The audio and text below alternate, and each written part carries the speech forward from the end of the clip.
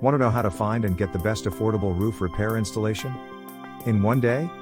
And without dealing with shady roof repair companies?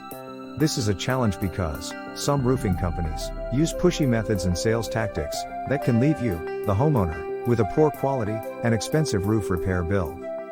Here are 5 questions that you should ask to help you identify a reputable roof repair company. 1. What types of roofing do you install? 2. Do you offer financing? 3. Do you work with homeowners insurance to file claims?